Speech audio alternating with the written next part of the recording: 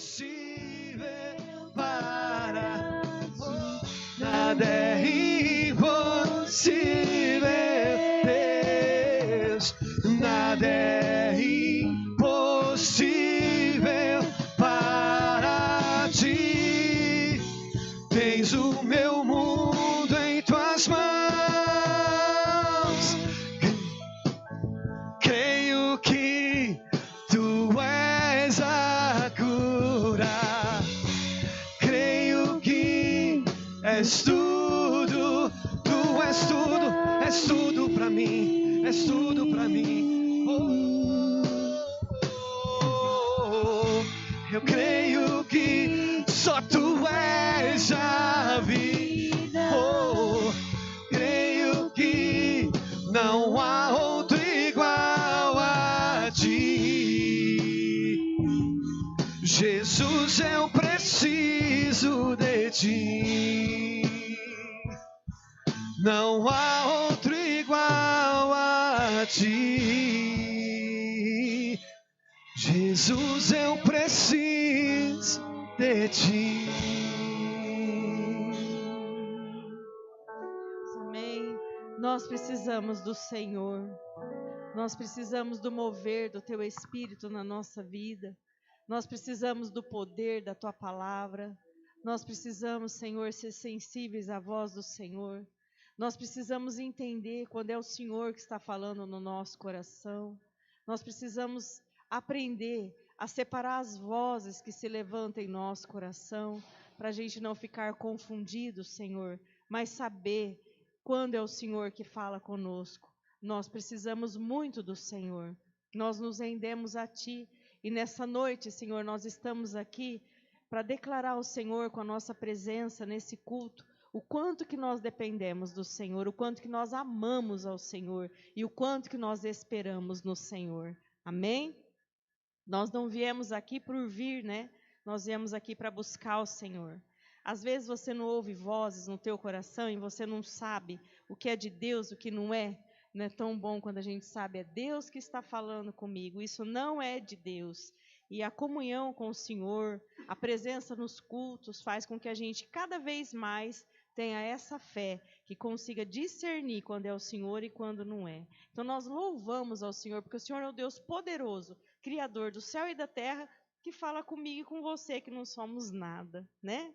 Olha que bem, você já parou para pensar isso? Esse Deus poderoso, Criador de todas essas maravilhas, Criador de tudo, Ele fala comigo e fala com você. Ele mora no meu coração e mora no teu coração.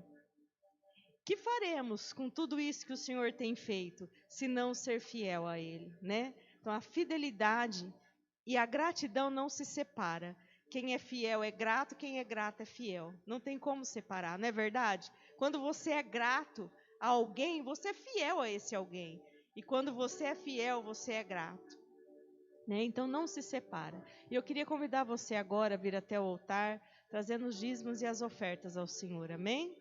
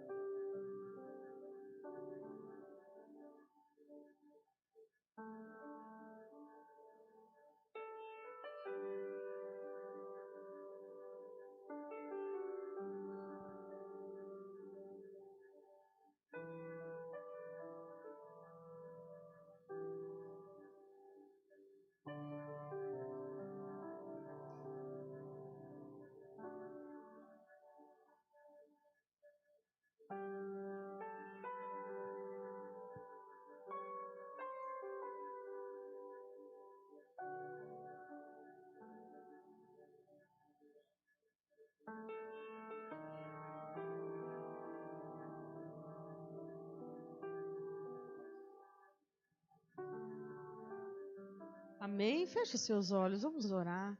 Pai, em nome de Jesus, nós louvamos e nós agradecemos ao Senhor, porque reconhecemos a Tua bondade, a Tua provisão, o Teu livramento, e pedimos a bênção do Senhor em cada vida que trouxe no Teu altar aquilo que é Teu, que o Senhor venha abençoar, livrando, guardando, dando sabedoria, graça, direção, abençoando a vida financeira, emocional, a família, que o Senhor venha guardar nossas vidas para a Tua glória, em nome de Jesus. Amém?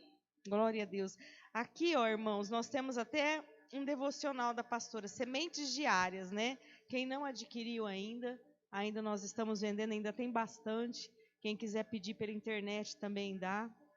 Uma bênção, né? A gente poder todos os dias ler. É diferente a gente ler, ouvir, né? A gente ouve, mas é tão bom a gente ler que você marca, você lê de novo, é diferente. Amém? E amanhã nós temos culto de jovens, domingo de manhã nós temos escola bíblica, o pastor está dando as aulas, domingo à noite nós temos culto, e nesse domingo nós vamos ter algo diferente. Então, nesse domingo, por causa da campanha do sangue, a pastora, né, vai entregar um pão, vai entregar o suco, aonde nós vamos fazer o culto todos os dias até o próximo domingo, que é o culto familiar, o culto doméstico. Então, cada dia vai ter um texto para a gente ler em família, vai ter uma oração para a gente fazer em família, e domingo você vai pegar o pão e vai pegar o suco, que você vai dividir ele para a semana inteira. Então, vai ter 7 dias de culto, que nós vamos começar na segunda-feira. Amém? Então, amanhã é muito importante que você esteja aqui para fazer parte. Ainda mais você que está fazendo parte da campanha. E quem não tiver também, tiver aqui no domingo, vai levar. Por quê? Porque domingo é o domingo de Páscoa. E a Páscoa é o mandamento eterno, né? Perpétuo, que o Senhor nos deixou para nós, porque representa Jesus, o nosso Cordeiro. Então, nós vamos ter isso a semana que vem. E durante a semana, os cultos normal, e na sexta-feira santa nós temos culto 9 horas da manhã e depois à noite. E domingo que vem de Páscoa nós temos culto 9 horas da manhã e culto à noite. Ah, é o mesmo culto? Não, é diferente. Então, não adianta, então eu vou de manhã e não vou à noite. Não, de manhã é um culto e à noite é outro culto. Nós vamos separar esse dia para poder consagrar nossa vida ao Senhor. Amém? Vamos nos colocar de pé, vamos adorar o Senhor.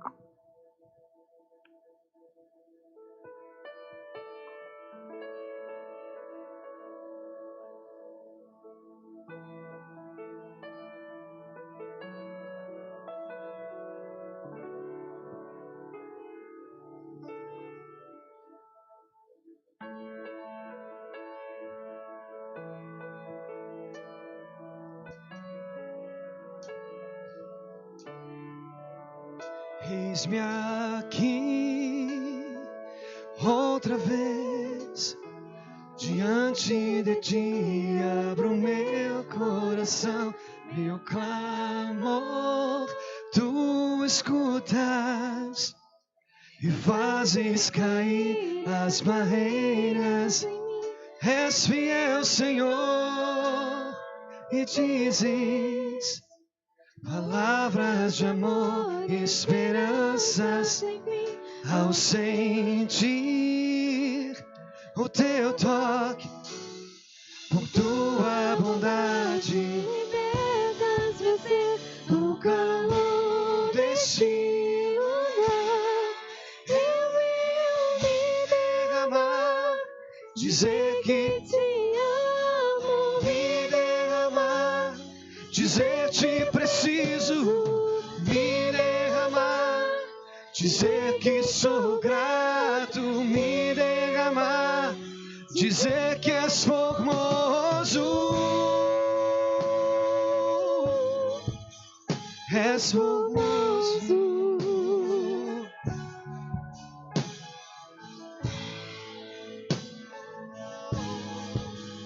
és formoso. Cante, me derramar. Eis-me aqui, outra vez, diante de ti, abro meu coração, meu clamor, tu escutas e fazes cair as barreiras. em mim. És fiel, Senhor, e dizes palavras de amor e esperança ao sentir o teu toque, por tua bondade, libertas você. no calor desse lugar, eu venho me derramar, dizer que te amo, me derramar, dizer que preciso, me derramar, dizer que sou grato, me derramar, dizer que és formoso, és formoso, oh, és formoso, oh, és formoso. Cante, me derramar, oh, me derramar, dizer que te amo, me derramar, dizer te preciso, me derramar, dizer que sou grato, me derramar, cante, dizer, oh, me derramar, dizer que te amo, oh, dizer, oh, me derramar, dizer que sou grato, me derramar, dizer que és formoso, és formoso, Jesus, és formoso, Jesus, és formoso, és formoso, és formoso, Aleluia, aleluia. és Glória a Deus. formoso. Digno de toda honra, de toda glória e de todo louvor. Nós te adoramos, Jesus, na beleza da tua santidade. Tu és o nosso mestre, o nosso Senhor, a água da nossa vida, o pão que sacia e alimenta a nossa fome. Nós te adoramos porque de uma maneira maravilhosa o Senhor tem estado conosco.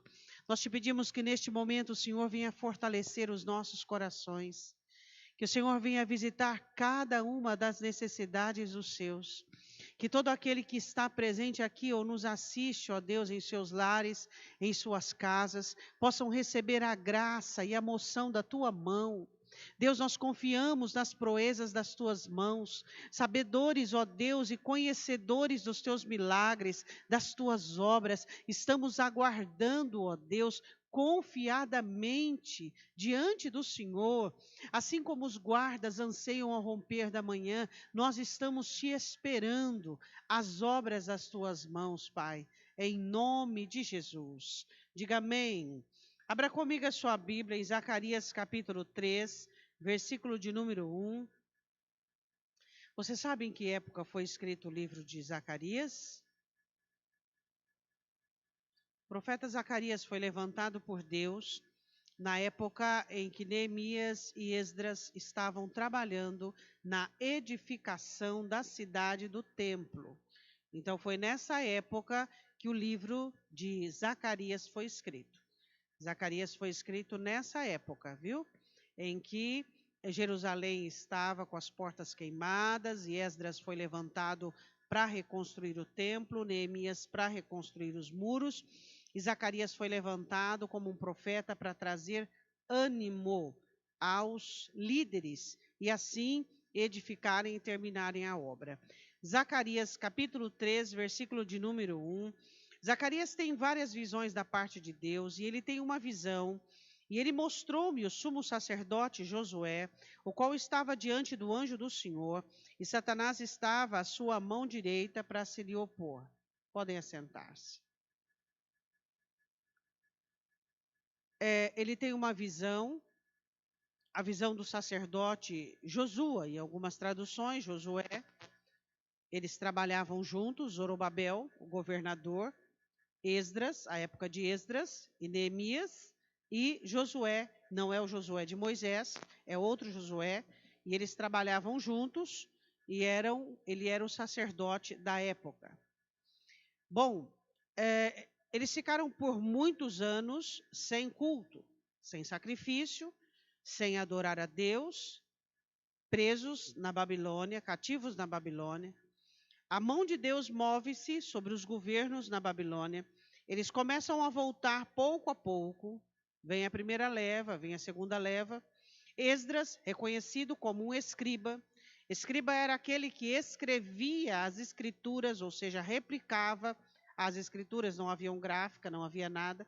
Então, os escribas eram os responsáveis por transferir a escritura especificamente como estava, cada vírgula em seu lugar, cada ponto em seu lugar.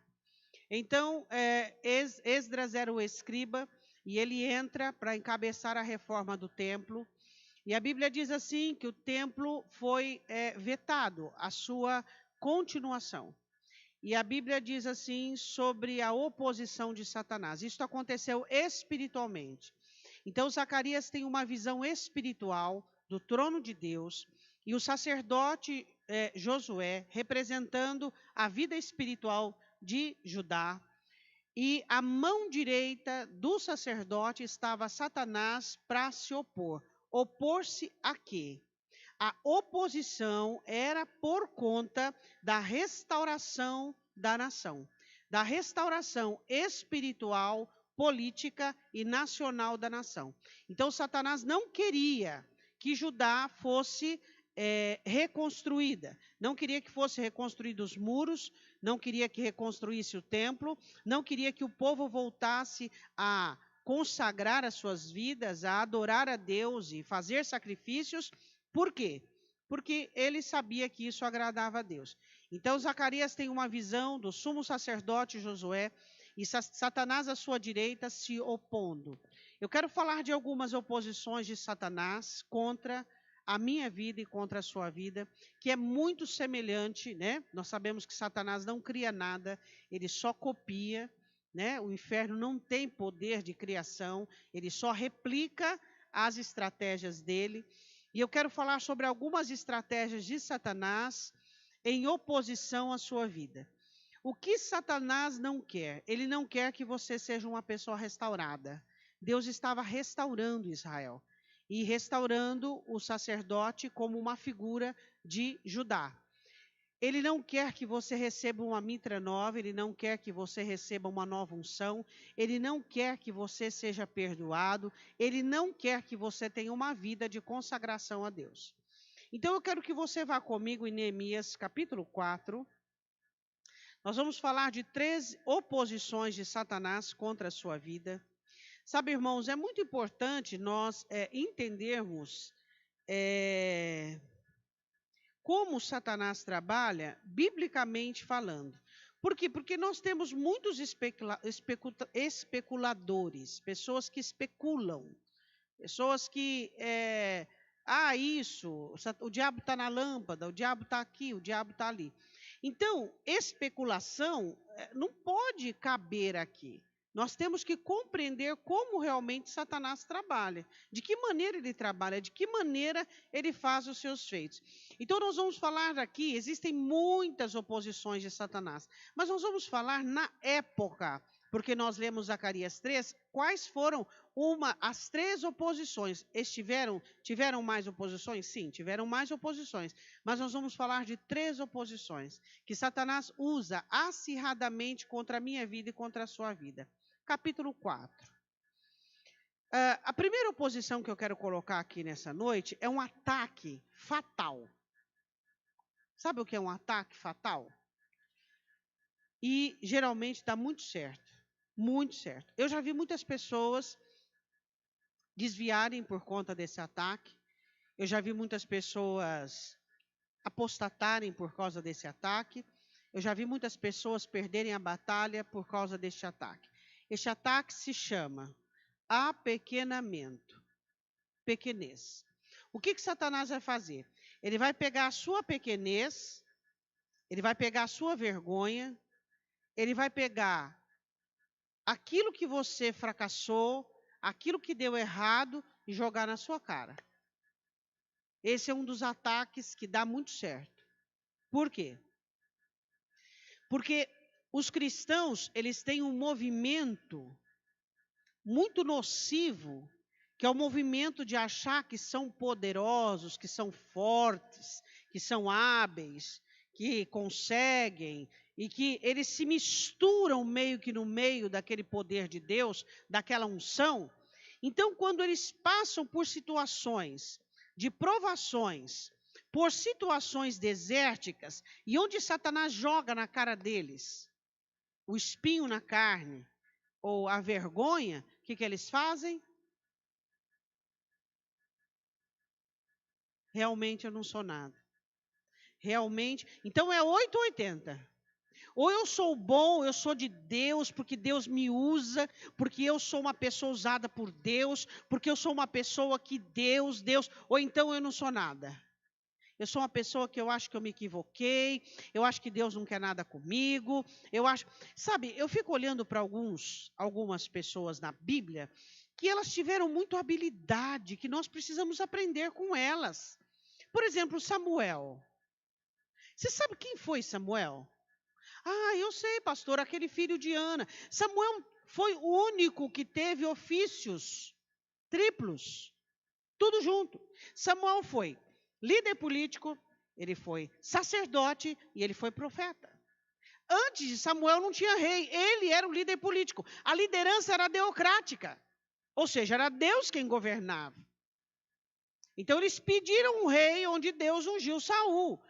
Mas ele tinha um governo triplo. E Samuel não gerou um filho para substituí-lo. Todos os filhos de Samuel foram reprovados pelo povo. Todos eles. Agora, como este homem santo dessa maneira conseguiu viver uma vida para Deus dentro de tal sistema? Por quê? Porque ele não se elevou. Então, o que Satanás quer? Satanás quer que você encontre no reino de Deus projeções pessoais, tá? Situações pessoais onde você começa a ficar em evidência, onde as pessoas começam a olhar para você com notoriedade. Eu não preciso disso, você não precisa disso. Nós não precisamos ascender socialmente dentro da igreja. Nós precisamos entender que estamos dentro da igreja para sermos servos. E quanto mais você receber talentos e dons de Deus, mais servo você é. Nós não precisamos de projeção, nós não precisamos de tapinhas nas costas, nós não precisamos de elogio, nós não precisamos que as pessoas olhem para nós como se nós fôssemos diferentes. Nós não somos diferentes, nós somos seres humanos todos iguais, que precisamos de Deus, que precisamos da graça, do favor e da misericórdia de Deus. E isso, Satanás trabalha sutilmente. Ele vai pegando as coisas que você faz no reino e vai se misturando à sua autenticidade. E vai dizendo, olha como você é bom, olha como você faz direito, olha como você prega bem. E a soberba destrói qualquer um. Destruiu Lúcifer, destruiu Davi, destrói qualquer um. O que é a pequenez? Porque esse ataque de Satanás, justamente por causa da nossa soberba, nós temos o hábito de nos inflarmos com o reino. Temos o hábito de acharmos que porque já somos abençoados, ou porque já temos talento, ou exercemos dons, somos pessoas que somos prediletas ou privilegiadas num sistema nocivo. A pequenez só derruba quem estava levantado sobre si mesmo. Porque aquele que está rudimentado em Cristo e na rocha, quando ele é atacado com a pequenez, ele dobra o joelho no chão e ele chora. Ele diz, Deus, realmente eu não sou nada. Realmente eu não posso nada. Realmente eu não consigo nada sem o Senhor. Eu te peço que o Senhor me ajude. Como é que você frustra as oposições de Satanás? Não dando bagagem para ele, não dando condições para ele. Quando ele quer envergonhar você por alguma coisa, quando ele quer afrontar você por alguma coisa, quando ele quer se opor a você, usando a sua pequenez, qual é o problema? Nós somos pequenos mesmo. Não é isso que a palavra do Senhor diz em Oséias, e eu volverei as minhas mãos aos pequenos? Somos pequenos e gostamos de ser pequenos. E essa estratégia, ela tem derrubado muitos homens e muitas mulheres. A Bíblia diz em Neemias capítulo 4, sucedeu que ouvindo Sambalate, deixa eu dizer só uma coisa para você. Quando Satanás começa a atacar você com dardos inflamados, fazendo você olhar para a grama do vizinho que está mais verde, isso é porque você está ensoberbecido e você começa a ter inveja. Toda inveja nasce da frustração. Por isso que eu digo para você, crente, você tem que estar contente. Crente tem que ter contentamento. Crente tem que estar feliz, tem que estar alegre. Crente que dá graças a Deus, que é grato, não olha para a grama do vizinho que está verde. Sabe que Deus tem um plano e um objetivo para cada um. Quantas vezes você recebe notícias como se fosse um outdoor gigantesco? Olha como as coisas para o outro estão dando certo. Por que chegou até você? É esse capeta chifrudo, diabo, que está aproveitando o seu descontentamento para gerar inveja no seu coração. E a inveja destrói até os ossos, ou seja, ela mina toda a sua força. Por que a grama do vizinho tem que estar mais verde que a sua? Quantas vezes Satanás faz chegar notícias até você? Olha, fulano está bombando. Olha, fulano está vendendo. Olha, a firma de fulano. Olha o trabalho de fulano. Olha, por quê? Para que você se sinta pequeno. Para que você se diminua. O que vai diminuir você? A sua soberba, a sua arrogância. O que você deve dizer? Senhor, abençoa ele. Abençoa ele, Senhor. Me abençoa também. Quando você abençoa as pessoas, você é abençoado por Deus. Quando você deseja o bem para as pessoas, o bem vem para você. A inveja mata, a inveja destrói. E quantas vezes Satanás usa a pequenez para desmotivar você, para trazer desânimo. Aí a Bíblia diz assim, sucedeu que ouvindo Sambalate, que edificávamos o muro, ardeu em ira e se dignou muito e escarneceu o judeu. Satanás não gosta de gente que trabalha. Ele não gosta de gente que cuida da própria vida. Ele não gosta. Ele gosta de pessoas que cuidam da vida dos outros. E falou na presença de seus irmãos e do exército de Samaria, e disse, que fazem esses fracos judeus? Permite-se-lhe a isso, sacrificarão, acabalão num só dia, e ficarão dos montões do pó as pedras que foram queimadas. Estava com ele Tobias, o amonita, ainda que edifiquem, contudo, vindo uma raposa, ou seja, é tão mal feito o trabalho deles, que uma raposa, encostando no muro, facilmente vai cair. Então, o que faz Neemias? Ele ora. Senhor, nós somos desprezados. Senhor, nós somos desprezados. Quando as pessoas riem de você, quando as pessoas tentam diminuir você, quando as pessoas elas querem te humilhar, o que você deve fazer? Você deve dobrar o joelho no chão e dizer, Deus, olha aí, Senhor. Olha o que eu estou vivendo, olha o que está acontecendo. A oração é o recurso, a oração é o meio. Esse objetivo de Satanás de apequenar você, desiste da obra, para a obra. O que você está fazendo não vira nada. O que você está fazendo não vai chegar a lugar nenhum. Essa é uma estratégia de Satanás. Apequenar você, mostrar que o seu trabalho e que as suas coisas são insignificantes. Quantas vezes ele faz isso e dá certo? Você não vê, ele diz, você não vê que não funciona? Você não vê que você não sai disso? Você não vê que as coisas parecem que estão amarradas? Você não vê que você dá 2 passos para frente e 3 para trás? Ele começa uma ação de diminuição no seu trabalho, ele começa a diminuir você, e você começa a acreditar naquilo, e você começa a acreditar na cilada. De repente você não tem vontade de levantar da cama para ir para o trabalho, de repente você não tem vontade mais de inovar, você não tem vontade mais de criar, você não tem vontade mais de acreditar naquele trabalho, e você pouco a pouco vai retirando a mão daquilo que Deus te deu.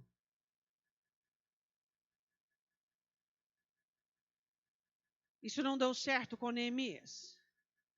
Neemias é um dos homens mais cabais da Bíblia. Outras pessoas podiam ter outras qualidades, mas dificilmente você vai encontrar alguém tão cabal como Neemias. O que é uma pessoa cabal? É uma pessoa que não tira o olho do alvo. Quando Esdras descobre que havia mistura no meio do povo, e que o povo estava casando-se e havia se casado com amonitas e povos da terra. Sabe o que Esdras faz? Ele arranca os cabelos da cabeça e arranca a barba.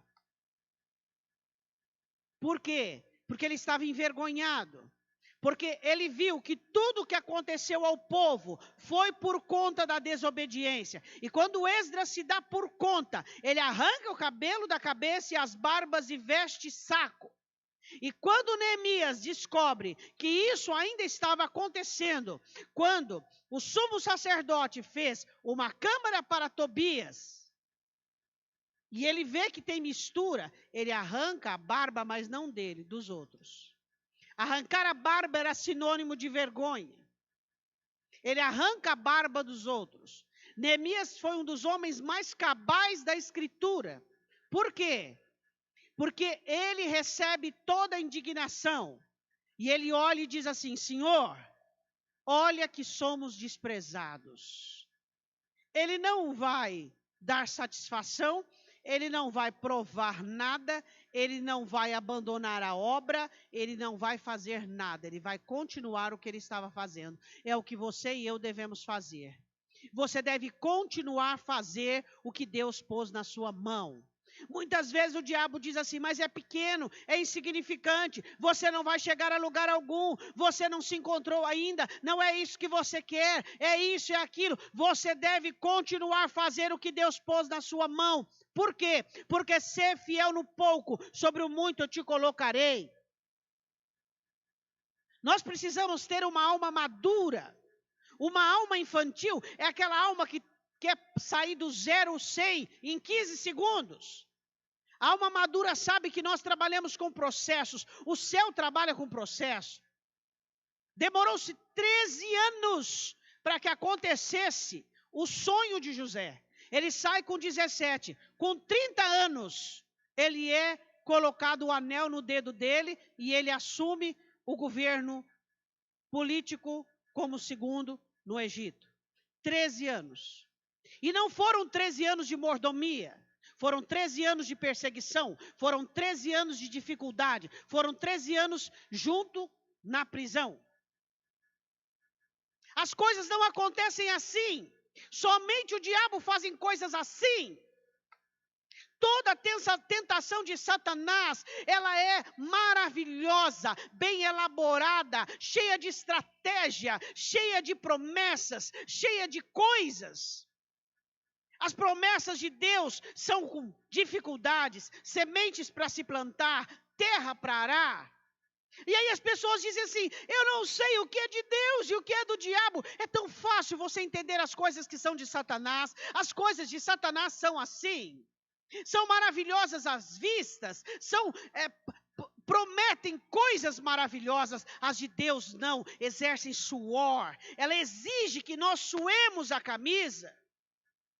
Esse ataque que Satanás faz nos crentes, tentando diminuí-los, apequená-los, quando você começa a se sentir mais um no meio da multidão, quando você começa a se sentir uma pessoa sem significado, sem sentido, e aí você começa a querer mexer na sua vida. Como assim? Se você não está entendendo qual é o sentido da sua vida, se você não está encontrando um significado de existência, você vai mexer na sua vida? De que maneira? Você não pode, você tem que continuar marchando e dizer: Deus, me ensine a trabalhar na pequenez, me ensine a caminhar na pequenez, me ensine a ser fiel no pouco. Quem são as pessoas que Satanás ludibria com essa tentação? Somente as pessoas que não são fiéis. Qualquer um de nós somos fiéis no muito. Qualquer um de nós sabemos dar graças, mas o pouco são só para os fiéis. Na sua vida e na minha vida, nós vamos passar por situações apoucadas. Situações do pouco, situações difíceis. E é nessas horas que os olhos de Deus estarão sobre nós, mas também os olhos da serpente. Você precisa entender isso. A primeira estratégia de Satanás foi: vocês são fracos, vocês não conseguem nada. E aí alguns de nós tiram a cabeça para fora e dizem: espera aí que eu vou te mostrar o que eu consigo. Deixa eu dizer uma coisa para você. Uma certa feita, Davi recebe um presente da parte de Deus num pacote muito estranho. Esse pacote tinha traição do filho e da metade dos príncipes de Judá. Nesse pacote tinha pedras de Simei. Nesse pacote tinha acusações dos principais. E sabe o que ele fez? Se Deus quer que eu viva esse momento, não foi isso? Quando quiseram tirar a cabeça de Simei? Os homens de Davi eram homens valentes. Homens que eles atiravam com uma pedra de funda, numa funda a metros, e pegavam um fio de cabelo. Eram os melhores guerreiros da época. E eles viram ali Davi com as vestes rotas, com terra na cabeça, cinza na cabeça, descalço. E eles disseram, Davi, deixa com que um golpe nós tiramos a cabeça desse homem. Ele disse, não. A hora dele vai chegar e a hora dele é com Deus. Se Deus quer que eu viva isso. Eu queria que você entendesse períodos de pequenez, não como se Deus tivesse zangado com você, ou como se eu tivesse de mal de você, mas como um período de provação, como um período de aprovação. Sim, Sambalá e Tobias tinham um pouco de razão. Eles não tinham uma olaria de tijolos. Sabe o que eles estavam fazendo? Eles estavam limpando os tijolos antigos. Eles buscavam argila à distância. Realmente, Sambalá e Tobias tinham razão em falar sobre o trabalho deles, dizendo, olha o que é isso? Humanamente falando, olhando humanamente falando, é muito mais fácil você pegar uma pedra limpa e assentar, do que você tirar a argila antiga da pedra, limpar, 2 trabalhos para depois assentar. Ele diz, vocês vão conseguir fazer isso? Vocês vão acabar quando isso? Esse trabalho é um trabalho demorado, isso aí vai demorar muito tempo, esse muro não vai ficar bom, porque a argila velha, seca, gruda na argila fresca, e o muro vai cair. Mas Sambalá e Tobias não contavam com a grande engenharia do céu. Quem estava coordenando aquela reforma era Deus. Quem coordena as coisas na sua vida é Deus. Então, quando o inimigo vier a pequenar você, você precisa entender a grandeza de Deus na sua vida, na sua pequenez. Passa pelos seus momentos pequenos. Passe pelas situações vexatórias, vergonhosas, diminutas, de cabeça erguida, entendendo que Deus é sobre a sua vida. Os arrogantes e os soberbos são aqueles que caem nas ciladas de Satanás. Eles dizem assim, pode deixar que eu vou mostrar quem eu sou. Pode deixar que eu vou provar quem eu sou. Quem somos nós, irmãos? Para ficarmos mostrando para o diabo alguma coisa? Deixa eu perguntar uma coisa para você. Às vezes a sua vida parece sem graça, às vezes o lugar que Deus te pôs parece um lugar que não te mobiliza, não te encanta mais, não te deixa mais bem, parece que o seu trabalho perdeu um pouco o sentido, parece que tudo ao redor parece que murchou. O Deus que você serve é um Deus de confusão? O problema está ao seu redor ou dentro de você? É óbvio que está dentro de você. A pequenez espiritual leva você a apequenar as grandes coisas que Deus te deu. Para Neemias, aquela era uma obra maravilhosa. Para Esdras, aquela era uma obra maravilhosa. Para os príncipes dos judeus, que todos estavam com as mãos arregaçadas, era uma obra maravilhosa. Agora, quem é que cai nas conversas do inimigo? Sua vida é pequena, seu trabalho é pequeno, é pouco para você, sua vida não tem sentido, está tudo murchando. Quando é que você cai nessa conversa? Quando aqui dentro está pequeno, mas quando você valoriza todas as oportunidades de Deus, quando você enxerga tudo que Deus faz por você, quando você olha ao seu redor e vê a grandeza de Deus. Hã? Quem sabe José perguntaria para Deus na casa de Potifar: esse aqui é o sonho que o Senhor me deu, ser maioral nesta casa aqui? Será que ele perguntaria para Deus na prisão: Deus, eu achava que estava mais ou menos, agora piorou, é isso aqui? Aprenda a passar pelos ciclos, pelos projetos de Deus. Os projetos de Deus não é só coroa. Tem os vales, tem os desertos, tem os momentos pequenos, os momentos de plantio, os momentos difíceis. Se as coisas perderam sentido para você, não levante a sua cabeça, abaixe-a e diga: Senhor, me ajuda a entender, a compreender, me ajude a arregaçar as mangas, me ajude, Senhor, a ir adiante, ir à frente. Entende? Quem tem que ficar desanimado é o inferno e não você. Existe uma síndrome. Alguns falam que ela é um derivado da síndrome de Peter Pan e alguma coisa do tipo. Uma síndrome que não tem idade. Ela começa na adolescência, mas ela perdura durante toda a vida. De pessoas que começam coisas e não terminam. Pessoas que não conseguem terminar coisas. Por quê? Porque o meio é difícil. O começo é difícil, o meio é difícil, o final é para todo mundo. Que maravilha, que beleza. E existem pessoas que começam, param, começam, param, começam, param, começam, param. Por quê? Porque não consegue aceitar os momentos de pequenez. O diabo não pode funcionar com você nessa estratégia. Ele não pode funcionar. Por quê? Porque a palavra do Senhor é clara e evidente: ser fiel no pouco. Quem te coloca no muito é Deus. Quem te coloca no muito é Deus. Ser fiel no pouco. Sua trajetória tem que ser fundamentada e firme para que você galgue sobre ela. Eu quero falar sobre nessa estratégia, no versículo de número 8, eles ligaram entre si para virem guerrear contra Jerusalém, para desviarem do seu intento. Tudo que Satanás quer é desviar você daquilo que Deus tem para a sua vida. Tudo. Tudo, tudo, tudo. E ele vai usar a pequenez para você dizer: não, mas eu sou mais do que isso, eu posso mais do que isso, eu estou com uma ideia aqui, eu estou com um plano aqui que eu vou me evidenciar.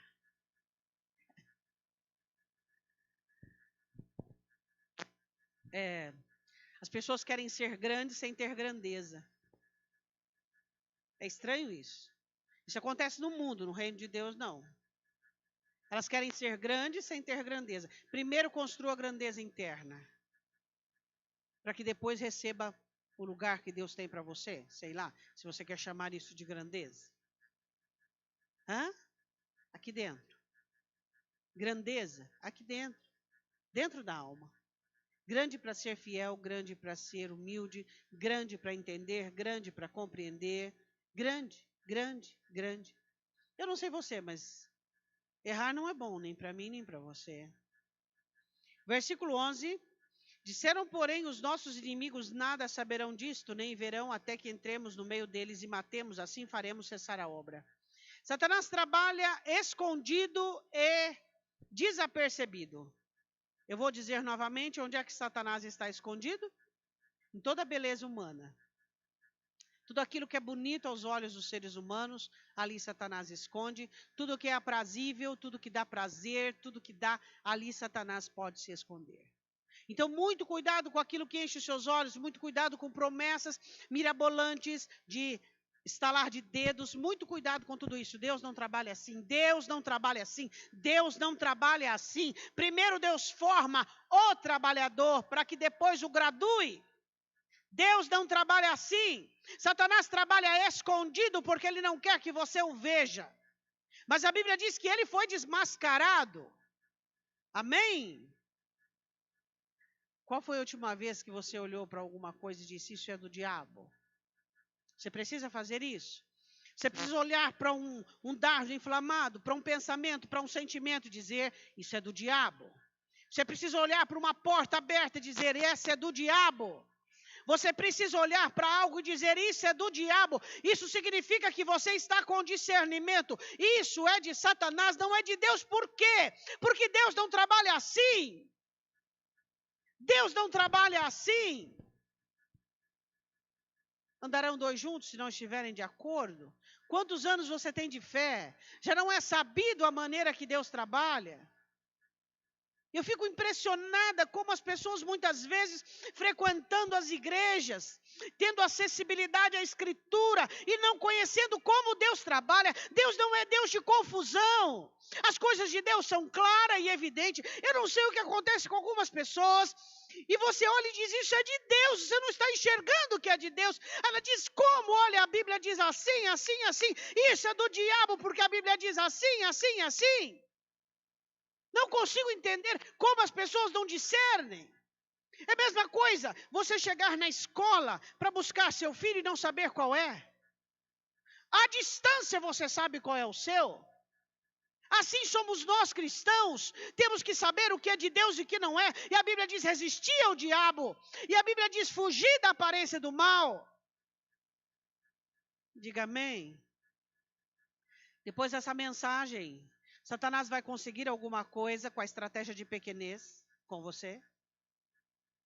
Quando você dizer, eu posso mais que isso, eu consigo mais que isso, Deus não tem me valorizado, é óbvio que nós não dizemos essa frase, mas é a mesma coisa.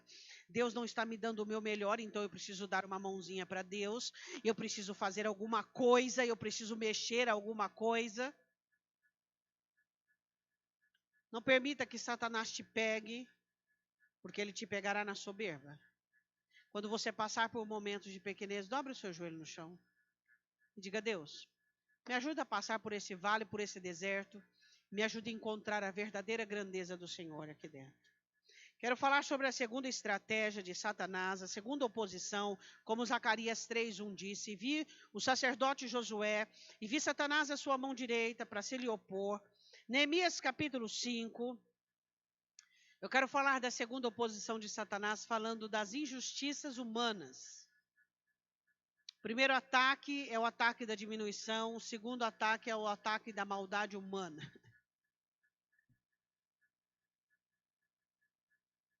Dessas três estratégias, uma delas é a que te pega mais. Se você tem mais inclinação à soberba, quando ele te ataca com a pequenez, você vai provavelmente cair. Se você é uma pessoa justa, é uma pessoa que gosta da bondade, você provavelmente cai nessa agora. Maldade humana. O apóstolo Paulo diz em Timóteo que nos últimos tempos, os seres humanos seriam desafeiçoados a pai e mãe, maltratadores, arrogantes. Estava acontecendo uma coisa muito interessante. Judeu, com regra e lei e tudo mais. O que eles faziam? Faziam assim. Os ricos, que já haviam saído anteriormente do cativeiro, tomado posse, plantado, ganhado algum dinheiro, era conhecido como os ricos, estavam pegando os pobres que vinham da Babilônia sem nada, só com a roupa do corpo. Saíam da Babilônia com a roupa do corpo. O que eles faziam com eles? Diziam assim, você quer trabalhar para mim? Então vamos fazer esse negócio, assim, assim, assim. O que acontecia? Quando o pobre estava numa situação difícil, que eles ficaram vários anos construindo o templo, construindo os muros, o rico falava assim, então vamos fazer o seguinte, você não tem dinheiro para me pagar, que eu arrendei a terra aí para você, então me dá teu filho aí trabalhar para mim como escravo. Aí, você ainda não tem dinheiro para me pagar, você já deu 2 filhos, o que você tem aí? Você tem trigo, você tem terra, o que você tem para me dar aí? Eu não tenho nada, então me dá mais os 2 filhos para trabalhar de escravo. Você acredita nisso? Num período onde o inimigo estava às portas, onde todo mundo queria a destruição de Judá, ninguém queria que aquela obra fosse para frente. Neemias olha e diz, não, peraí, quer dizer que numa crise ainda tem gente aproveitando dos outros? está acontecendo? Segunda estratégia de Satanás é fazer você olhar para o ser humano e dizer: Deus, nada vale a pena. Desistir do ser humano.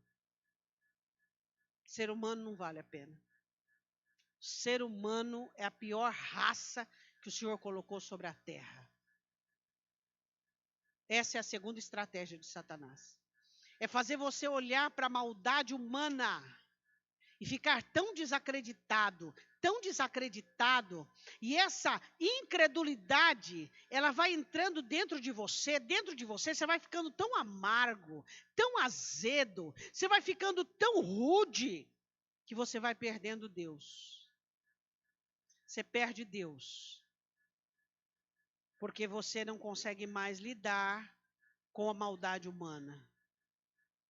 Pastora, mas como se lida com a maldade humana? Com a bondade divina. Como que você vence a maldade humana? Com a bondade divina. O bem vence o mal. O bem é mais forte que o mal. Mas não o bem humano. Não. O bem divino. O bem divino vence a maldade humana. Está aqui, falando de você, te achincalhando, querendo te levar para um tribunal, querendo te levar para um ringue, querendo fazer você deixar a sua nobreza. O que você faz? Não olha nem para a direita, nem para a esquerda. Segue em frente. A maldade humana tem feito muitas pessoas vassalos de Satanás. Pessoas amargas, ressentidas. Mas como é possível ter feito isso comigo, se eu só fiz o bem? Que bom, porque se eu não tivesse feito o bem, onde estaria essa pessoa então? Hã? Você não fez mais que a sua obrigação de fazer o bem. Nós somos ordenados a fazer o bem. Tanto a ímpio quanto a crente. E aí? Você já e ainda vai enfrentar pessoas de todo tipo e de toda espécie. Isso não tem problema nenhum. Por quê? Porque o que importa é quem está morando dentro de você. Existem pessoas com marcas severas, marcas terríveis na alma. Por quê? Porque conheceram, conviveram com pessoas más, às vezes até dentro de casa. Existem pessoas que não se recuperaram de uma traição conjugal. Existem pessoas que não se recuperaram de uma decepção de um filho. Mas espera aí, quem é Deus na sua vida? Quem é Jesus na minha? Jesus não é maior que tudo. Ele não é a beleza da nossa existência, a beleza do nosso ser. Tem uma coisa que eu agradeço a Deus, eu não sei se todos vocês têm o mesmo privilégio. Eu agradeço a Deus quase todos os dias por Ele ter sido o primeiro amor da minha vida. Eu conheci Jesus aos 7 anos de idade. Conheci de verdade, aos 7 anos de idade. E Ele foi o primeiro amor da minha vida. Então os outros são demais amores. Demais amores, chegaram depois.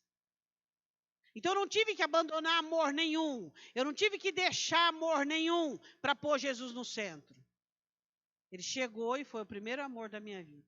E os outros foram pegando o segundo, terceiros lugares e assim por diante.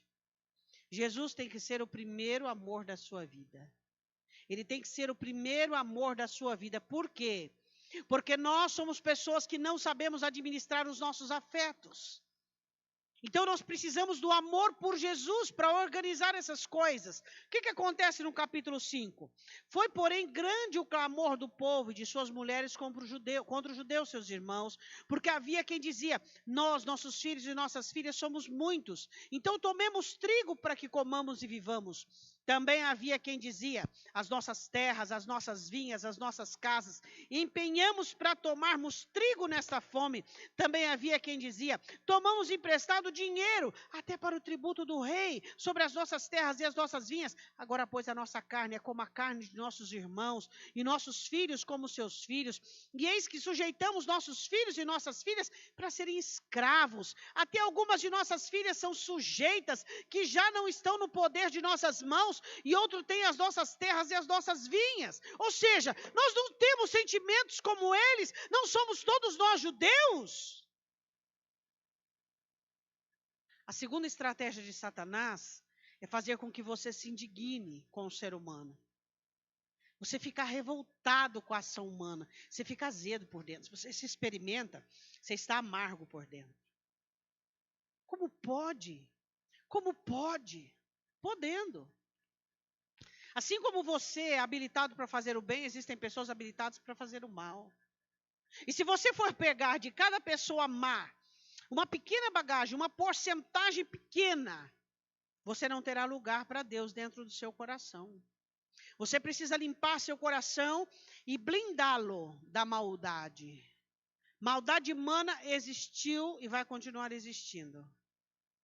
Enquanto você viver, você vai relacionar-se com pessoas ingratas, injustas, pessoas maledicentes, pessoas infiéis, que mais? E assim por diante. E assim por diante.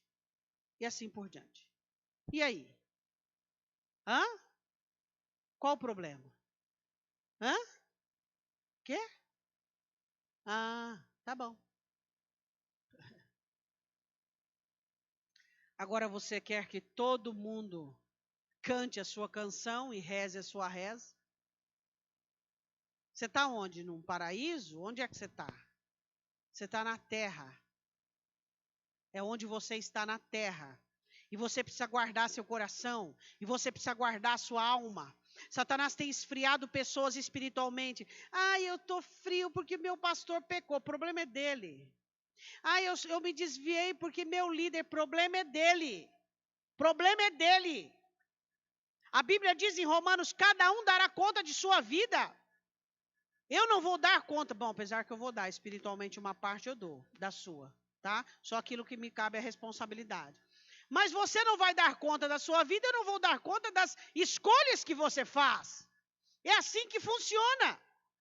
Cada um dará conta de si mesmo. Então eu e você temos que entender o quê? Que nós somos responsáveis diante de Deus pelas nossas atitudes. E não pela atitude do meu cônjuge. O meu cônjuge me traiu, ele foi embora, ele me decepcionou. Oh, mas é ele. Foi ele, não fui eu. Foi ele, a escolha é dele. E aí, o que eu faço? Choro 3 dias, no 4º dia levanto a cabeça e digo, Senhor, restaura e vamos embora. Por quê? Porque Ele é Deus. E eu tenho uma jornada para percorrer.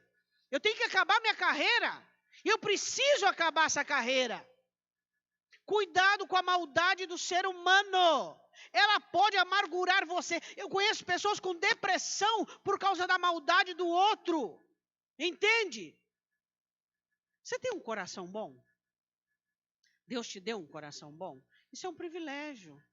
Não é um privilégio de todas as pessoas. Você é uma pessoa que tem paz. Você deita, você tem paz. Você está em casa, você tem paz. Está todo mundo em paz. Tá tudo certo. Isso é um presente de Deus. Não é todo mundo que está assim. Tem gente que está com o olho vermelho, querendo briga, querendo discussão. Não é todo mundo que tem paz igual você. Não é todo mundo que tem bondade como você. Quero falar sobre a terceira estratégia. Quero que você vá comigo no capítulo 6. Terceira estratégia de Satanás é fazer com que você se comprometa diante de Deus. Essa estratégia tem que ser muito bem elaborada. Se for um cristão autêntico, tem que ser muito bem feita. E foi muito bem feita para Neemias. Primeira estratégia que eles usaram, tá? Olha, vamos ter comunhão, vamos ter amizade, vamos descer, vamos fazer uma refeição. Mas, na verdade, o que eles queriam era apanhar Neemias e matá-lo. Quando Paulo diz, não, em Coríntios, não vos associeis com aqueles que, dizendo-se irmão, for avarento, beberrão, infiel, fornicador. Por que Paulo diz isso? Porque as más conversações corrompem os bons costumes. A comunhão. Tua mãe dizia, diga com quem tu andas que eu direi quem tu és? Tua mãe dizia? Minha mãe dizia isso quase todo dia. Olha lá, hein? Com quem você está andando? Diga com quem tu andas que eu direi quem tu és. E o que a Bíblia diz no Salmo de número 1? Bem-aventurado o homem que não se assenta na roda dos escarnecedores. Antes tem o seu prazer na lei do Senhor e na sua lei medita de dia e de noite. Ele será como árvore plantada junto a ribeiros e no tempo dará os seus frutos. Essa estratégia de Satanás de te corromper diante de Deus, o que é? Você se unir a pessoas promíscuas. Você se unir a pessoas piores que você. Fala palavrão, daqui a pouco você está falando. Conta uma mentirinha, daqui a pouco você está mentindo. Pessoas vulgares que levam tudo como chocarrice, tudo como brincadeira, daqui a pouco você virou um igual. Entendeu? Então, muito cuidado com as suas amizades. Muito cuidado com as suas amizades. Muito cuidado com as pessoas que você se relaciona. Outra coisa que minha mãe dizia, na escola você não tem amigo, na escola você tem colega. Ela dizia isso direto para nós. Na escola você não tem amigo, você tem colega. Ah, meu amigo da escola, na escola você não tem amigo. Meu pai dizia uma outra pior. Ele dizia, parente é igual os dentes, ainda morde a língua. Meu pai já era mais severo. O que eu e você precisamos entender? Que a comunhão sua com pessoas indeterminadas prejudica você diante de Deus, te afasta de Deus. Segunda estratégia, versículo de número 6. Olha, entre os gentios se ouviu que você quer ser o líder, que você quer ser o grandão. Olha, isso aí vai chegar lá no rei da Babilônia. Ele diz assim, ó, de modo que o rei ouvirá, versículo 7, segundo essas palavras, vem, pois, agora e consultemos juntos. Você está querendo ser o maioral, estão se esparramando por aí. Hã? Fazendo o quê? Dizendo o quê? Coisas indevidas. Algumas pessoas já disseram coisas indevidas sobre você? Já disse? E o que você fez? Hã? Ah. Ó, fulano falou, eu não queria falar não, mas fulano falou isso. O quê? Se eu te contar o que eu sei dele, eu vou te contar, mas eu vou te contar o que eu sei dele. Isso aí é atitude de cristão? Não. Ah, falou? Geralmente é sempre os mesmo leva e traz, né? Então, quando eles for trazer de novo, eles falam, ó, você não sabe, fala, também não quero saber. Você vai falar de alguma coisa ruim, alguma coisa. Então não, eu já fiz isso, ó. Várias vezes. Não, vamos conversar de outro assunto? Vamos conversar de outro assunto? Vamos falar de coisa ruim, não. Vamos falar de coisa ruim, não. Hã? Sabe o que Neemias fez? Porém, versículo 8, eu mandei dizer, de tudo o que dizes, coisa nenhuma sucedeu. Do teu coração você está inventando isso aí. Queria armar uma armadilha. Ele diz assim, quer me atemorizar, quer fazer eu ficar preocupado. Por que Satanás quer desmoralizar você? Para você ficar preocupado. Agora, fala a verdade, que moral que nós tem? Você tem alguma moral? Hã? A única dignidade que nós temos se chama Jesus. Não tem moral nenhuma humana. Quem de nós somos capazes de ficarmos de pé sem Ele? Nenhum de nós. Nenhum de nós, Ele é que nos mantém de pé. Então se alguém, porque feriu minha moral. Que moral, não estou nem aí. Estou nem aí. Tem um hino muito bonito do Adrian Romero, ele diz assim, eu não podia dar a cara, ou seja, eu não podia mostrar a minha face, se não fosse meu Senhor. Se não fosse Ele, nós não poderíamos expor a nossa face, Ele é tudo para nós. Então, quando levantar-se como se levantou, essa terceira estratégia que é feita de 3 técnicas de Satanás, a primeira é comunhão. A segunda é falar que você se levantou, se posicionou, inventar coisas de você. Meu Deus do céu. Deixa inventar, deixa falar, deixa falar. O que você faz? Deus, está na tua mão. Você lembra uma vez que Davi olhou e fez uma oração para Saul? Dizia assim, eu vou te falar uma coisa. Deus julgue entre eu e você. Morreu o assunto. Julgue. Dobra o joelho no chão, você ficou ofendido? Senhor, julgue entre eu e o fulano. E eu sigo o curso da minha vida. Qual foi a terceira técnica dentro dessa estratégia? Foi falar para ele assim, ó. Uma profecia existe para você. Profecia é coisa séria. Uma profecia existe para você. Você recebeu de Deus o direito de sacrificar no templo. Mas é para quem foram falar isso, né? Eles chegaram para a sacerdotisa da época, profetisa. Chegaram para a profetisa, disseram assim para ela assim, ó, nós vamos pagar você para você inventar uma profecia para Neemias. Estratégia de Satanás. Que profecia que vocês querem? Fala que Deus permitiu que ele sacrificasse. Oh, todas essas mexendo com a soberba de Neemias. Neemias não tinha soberba, ele tinha força. Ele era apenas um homem forte. Versículo 10. Entrando eu em casa de Semaías, filho de Delaías, o filho de Metabel, que estava encerrado, disse ele, vamos juntamente à casa de Deus, ao meio do templo. Fechemos as portas do templo, porque virão matar-te. Sim, de noite virão matar-te. Porém eu disse, um homem como eu fugiria. E quem há, como eu, que entre no templo para que viva? De maneira nenhuma entrarei. E percebi que não era Deus que o enviara, mas esta profecia falou contra mim, porquanto Tobias e Sambalá o subornaram.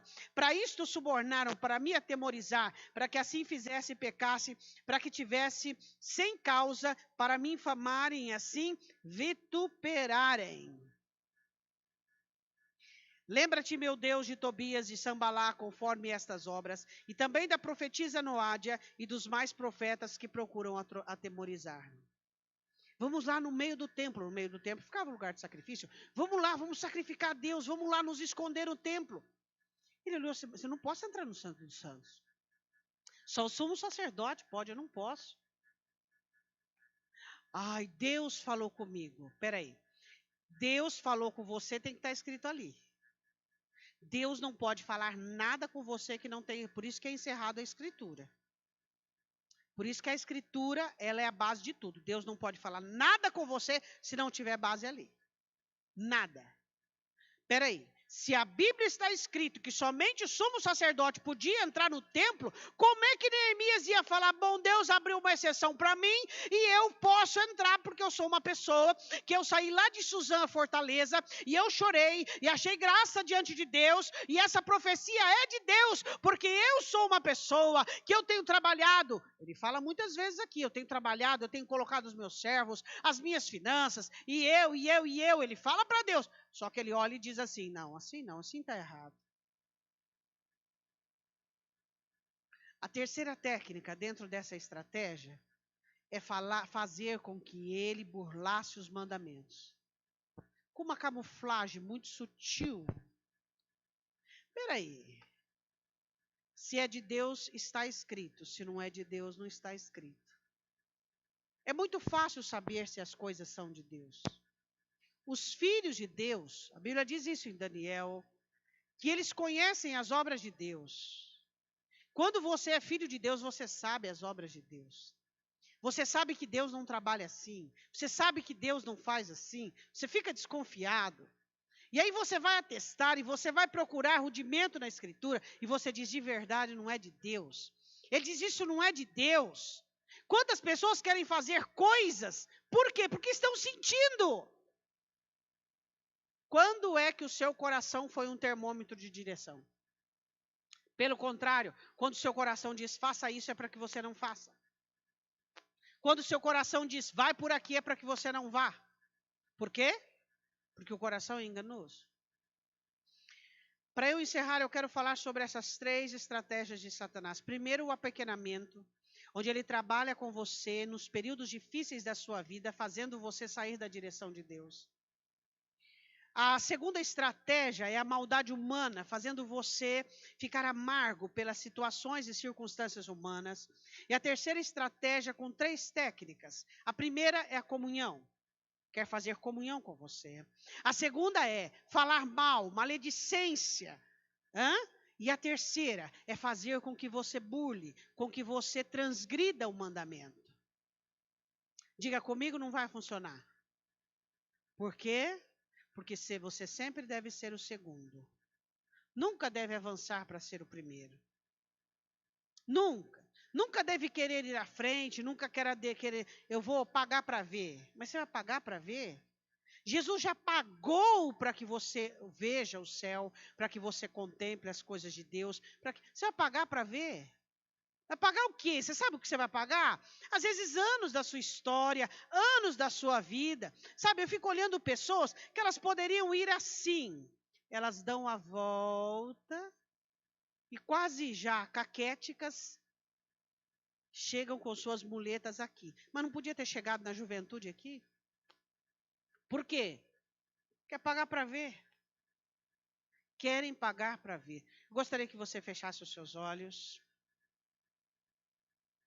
Queria que você orasse para Deus. Deus, me impeça de errar. Me impeça de errar, Deus. Eu não quero ser alvo fácil para o diabo, nem alvo difícil. Eu quero ser um alvo inalcançável, como diz a tua palavra. Aquele que está em Cristo, o maligno não lhe toca.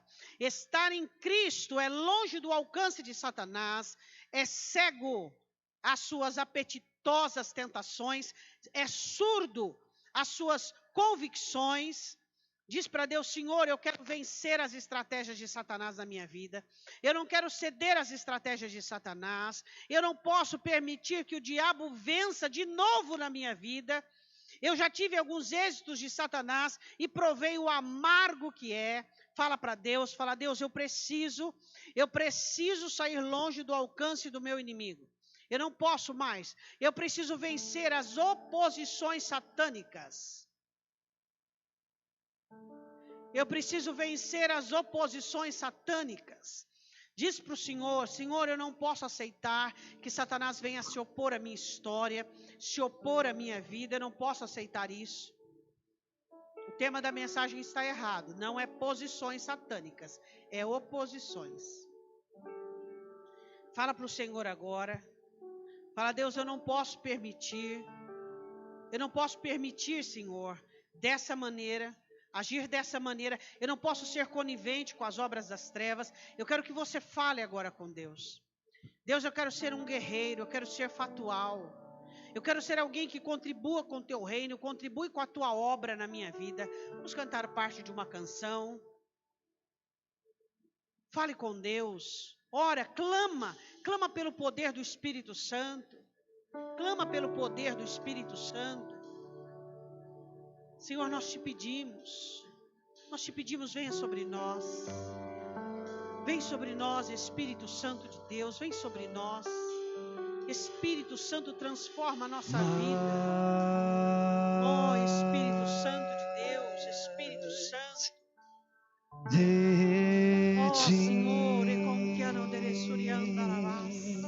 somos chamados como guerreiros.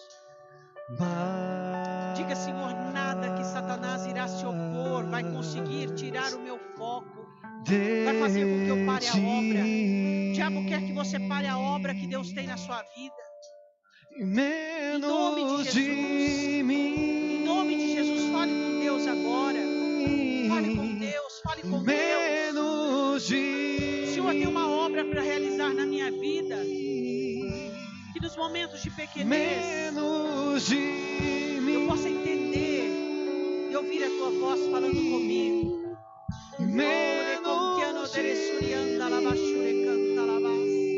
Vem, Espírito Santo de Deus, Espírito Santo. Espírito Santo de Deus, Espírito Santo. Nos dê mais do teu Espírito, nos dê mais de poder, mais de autoridade espiritual.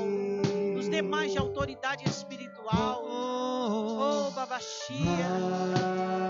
Oh, que nós possamos nos livrar dos embaraços que existem no nosso lado, à nossa esquerda, à nossa direita. Livrai do embaraço, o embaraço que está perto de você. Chega de embaraço, chega de embaraço. Fala para Deus, embaraço emocional, grilhão. Fala, Senhor, chega. Oh, Espírito Santo de Deus, chega de embaraço. Chega de embaraço. Chega de amizades nocivas. Chega de mesas nocivas. Oh, Babachia, recontiano deresuriano.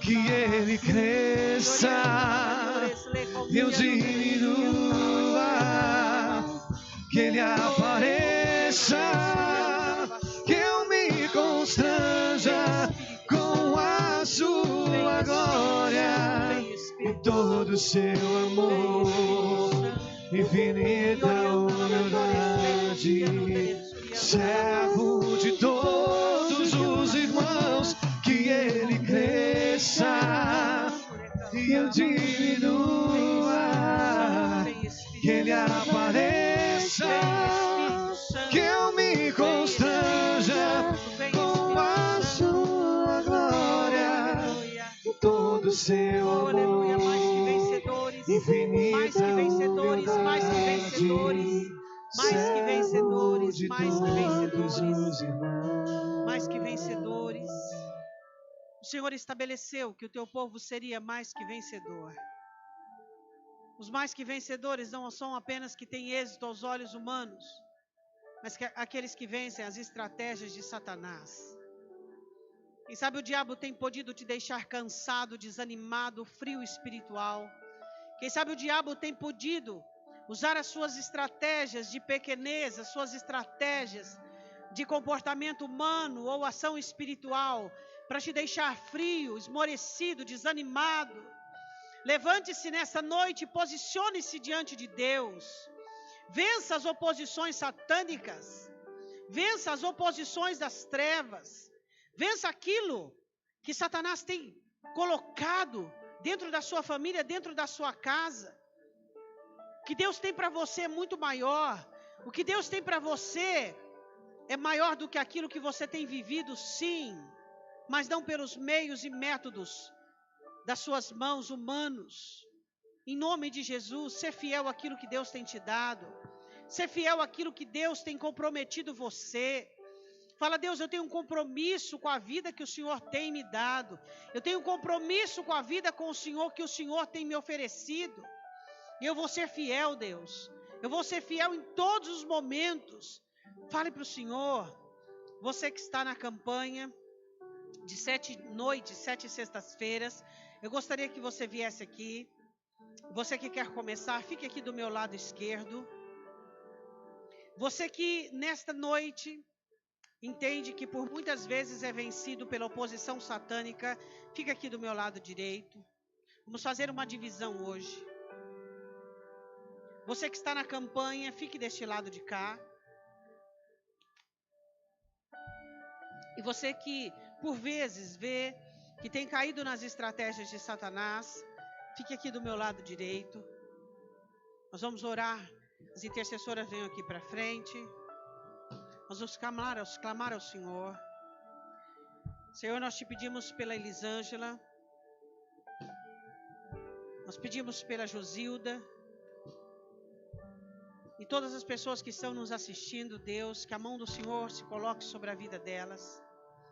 Que a graça do Senhor, que o poder do teu Espírito Santo visite-as dentro do seu lar, dentro de suas famílias, em suas necessidades, Deus. Você que está aqui à frente, eu quero que você fale com Deus sobre aquilo que você precisa, sobre aquilo que você necessita, que você peça a misericórdia e o favor do Senhor sobre a sua vida, que a mão do Senhor se estenda em sua direção neste momento de uma maneira tão clara e evidente. Senhor, nós te pedimos neste momento que o Senhor venha ratificar, Deus, o poder da tua palavra sobre o teu povo. Que o Senhor venha em nome de Jesus quebrar todo levante satânico, toda força satânica, toda obra de Satanás, toda obra do diabo, toda oposição com respeito ao milagre, à cura, às bênçãos, às obras do Senhor. Toda oposição de Satanás contra essas vidas, contra essas famílias, todos os lugares e localizações onde o império das trevas estão governando, hostes espirituais da maldade. Em nome do Senhor Jesus Cristo, nós queremos que nesta noite exista um combate acirrado das luzes com as trevas. E sabemos, ó Deus, de que lado estamos. E sabemos quem é o vencedor. Então, em nome de Jesus, todo o poder do mal, prostituição, inveja, vício, adultério, todo engano, todo engodo, toda desvirtude, tudo aquilo que o inimigo tem levantado, todo engano, tudo aquilo que no coração tem se posicionado contra o reino, contra a palavra, tudo aquilo é quebrado em nome de Jesus Cristo. A mão do Senhor se estabelecendo favoravelmente a sua vida, a sua casa, a sua família, as ações de Deus sendo visíveis sobre você, em nome de Jesus. Quero que você diga amém. Você vai receber oração agora pelas intercessoras. Deus te abençoe e vá em paz, em nome de Jesus. Amém? Você que quer oração pode vir aqui à frente também.